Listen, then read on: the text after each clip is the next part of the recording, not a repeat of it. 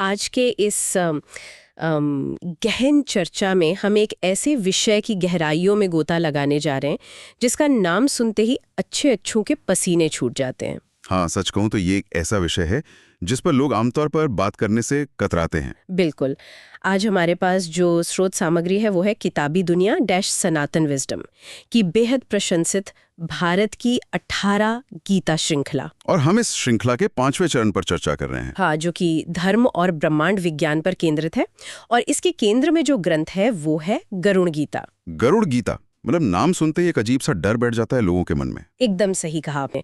अब हम अक्सर देखते हैं कि जैसे ही किसी व्हाट्सएप ग्रुप में या परिवार में कोई व्यक्ति जीवन के अंत की बात करता है तो लोग तुरंत विषय बदल देते हैं। हाँ, गरुड़ गीता का नाम सुनते ही लोग इसे सीधे तौर पर सिर्फ मृत्यु या किसी अज्ञात भय से जोड़कर देखने लगते हैं, जो कि एक बहुत बड़ी गलतफहमी है। तो हमारा आज का मुख्य उद्देश्य इसी स्रोत सामग्री के आधार पर उन तमाम गलतफहमियों को दूर करना है। मैं यही सोच रही थी कि इसे डरावना क्यों माना जाता है। ये एक बहुत ही प्रासंगिक अवलोकन है।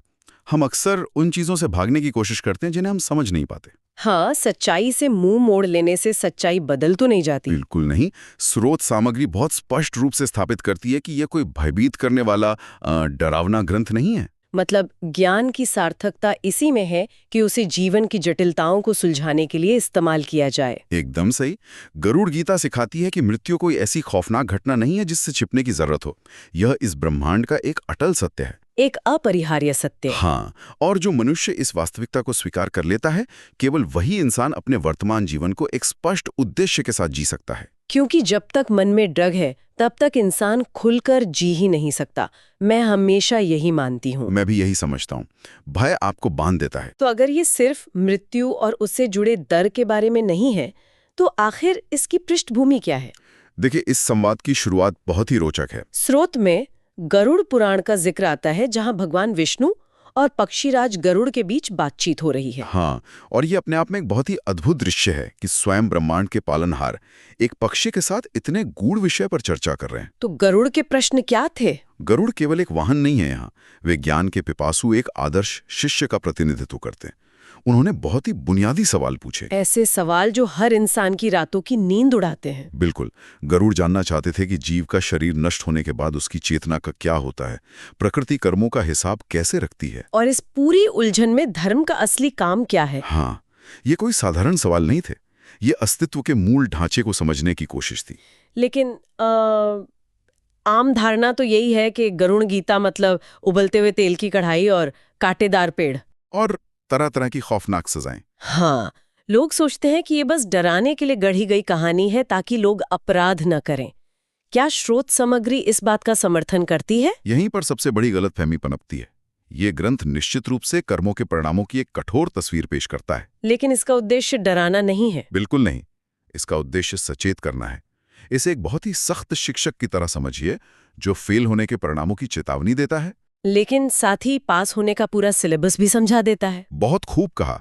स्रोत सामग्री एक बहुत ही गहरी बात कहती है कि ये केवल एक ग्रंथ नहीं बल्कि एक पूरी परंपरा है, एक ऐसा रोड मैप जो इंसान को अज्ञानता के अंधेरे से निकालकर जागरूकता की ओर ले जाता है। एकदम सही। तो अगर ये एक रोड मैप है तो इसके नियम क्या हैं? स्रोत सामग्री गरुड़ गीता के 5 प्रमुख सिद्धांतों की बात करती है। हाँ, वे 5 सिद्धांत बहुत महत्वपूर्ण हैं। तो एक आम इंसान के लिए जो अपनी रोजमर्रा की जिंदगी में संघर्ष कर रहा है, पहला सिद्धांत क्या कहता है? पहला सिद्धांत सीधे इंसान के सबसे बड़े डर पर प्रहार करता है। ये सिद्धांत है, मृत्यु अंत नहीं है। मतलब भौतिक शरीर नश्वर है। हाँ, इसकी एक एक्सपायरी डेट है, लेकिन जो भीतर की चेतना है, जो आत्मा है, वो शाश्वत है। मृत्यु केवल एक अवस्था से दूसरी अवस्था में जाने का संक्रमण है। बिल्कुल। जो इंसान केवल इस शरीर को ही अपना सब कुछ मान लेता है, सिर्फ वही मृत्यु के विचार से कांपता है। इसे अगर आज के संदर्भ में देखें तो ये कुछ ऐसा है जैसे कोई इंसान अपने स्मार्टफोन को ही अपनी पूरी दुनिया मान ले। अरे वाह, ये बहुत ही आधुनिक उदाहरण है ना? जब फोन पुराना होके खराब हो जाता है तो उसे लगता है कि सब खत्म हो गया जी। लेकिन जो समझदार है वो जानता है कि असली डेटा तो क्लाउड में सुरक्षित है। बहुत ही सटीक बात कही आपने। फोन तो बस एक हार्डवेयर था जिसे आसानी से बदला जा सकता है। और जब इंसान ये समझ जाता है कि चेतना आगे भी बनी रहेगी तो बात उस यात्रा की आती है। यहीं से दूसरा सिद्धांत जन्म लेता है। कर्म का अटल सिद्धांत। हाँ, ब्रह्मांड का ये नियम बहुत सख्त है। इंसान का कोई भी कर्म, चाहे वो बंद कमरे में किया गया हो या सबके सामने, या केवल विचार के स्तर पर ही क्यों ना हो, वो कभी शून्य में नहीं जाता। प्रकृति का अपना एक बही खाता है। तो इसका मकसद डराना नहीं बल्कि इंसान के भीतर अपने हर कदम के प्रति जिम्मेदारी का भाव पैदा करना है। एकदम सही समझिए आप। ये तो कुछ आज के इंटरनेट के डिजिटल फुटप्रिंट जैसा लगता है। कैसे?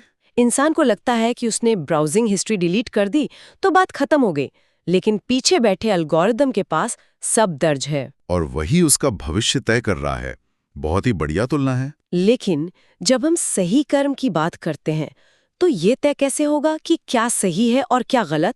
उसी पैमाने को गरुड़ गीता में धर्म कहा गया है। ये हमारा तीसरा सिद्धांत है।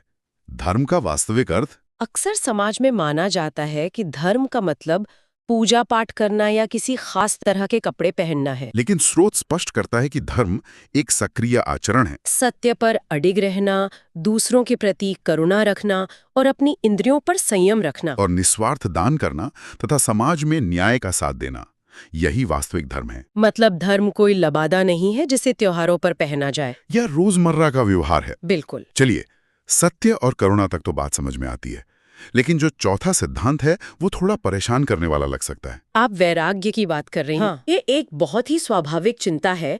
वैराग्य शब्द को लेकर सबसे ज्यादा भ्रम इसी बिंदु पर होता है। तो इसका असली मतलब क्या है? गरुड़ गीता का वैराग्य जंगलों में भाग जाने की वकालत नहीं करता। यहाँ वैराग्य का अर्थ है अनासक्ति, न कि उदासीनता। मतलब चीजों का आनंद लेने से नहीं रोकता, बल्कि उनका गुलाम बनने से रोकता है। एकदम सही।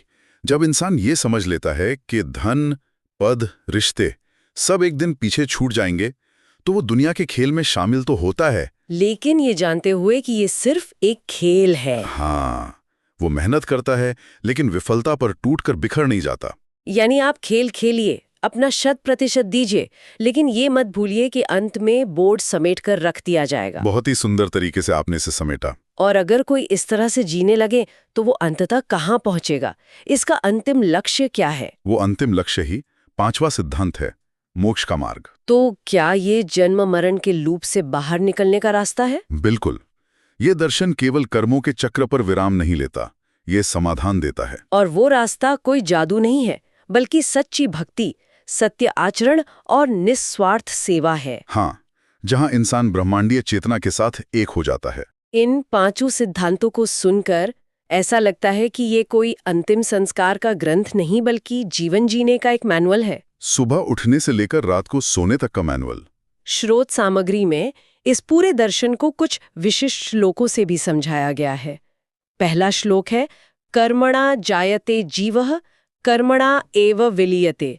इस श्लोक में मानव जीवन का सबसे बड़ा रहस्य छिपा है। इसका शाब्दिक अर्थ तो यही है कि जीव अपने कर्मों से ही जन्म लेता है और अंततः कर्मों के कारण ही विलीन हो जाता है। हाँ, और अगर इसके व्यवहारिक पक्ष को देखें तो ये इंसान से उसकी सारी शिकायतें छीन लेता है।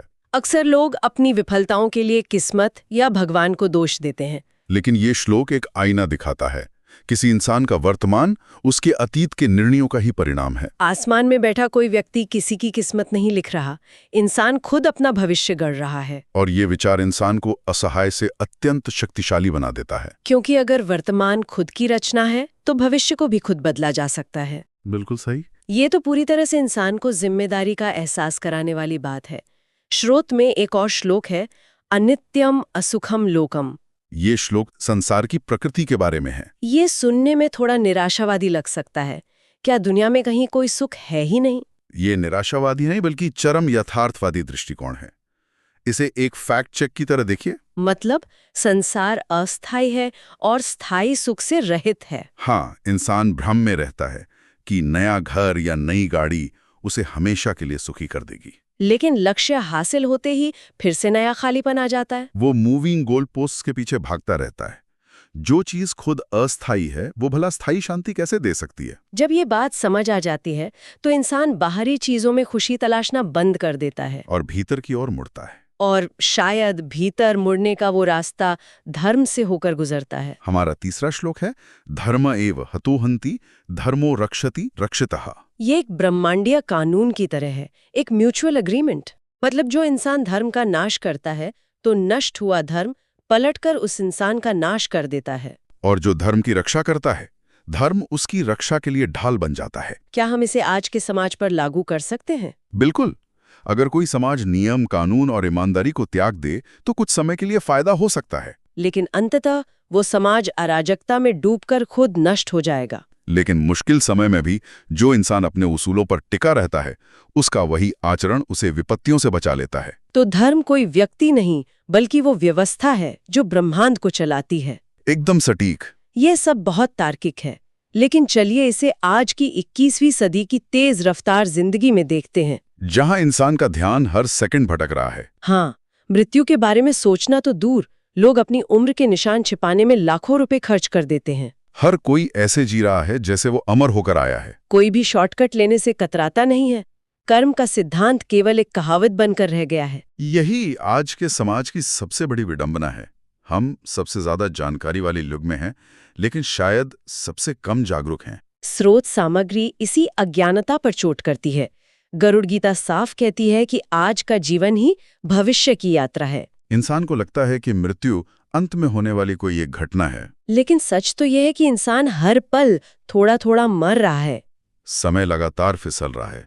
यदि इंसान मृत्यु को एक साथी के रूप में स्वीकार कर ले तो उसका नजरिया ही पलट जाएगा। उसकी प्राथमिकताएं रातों रात स्पष्ट हो जाएंगी। बिल्कुल। यह सोचने पर मजबूर करता है कि अगर इंसान को एहसास हो कि कल का सूरज देखने का मौका न मिले, तो क्या वो छोटी सी बात पर सालों तक झगड़ा करेगा? या क्या वो परिवार को समय देने के बजाय सारा जीवन केवल दफ्तर की राजनीति में झोंक देगा? कभी नहीं।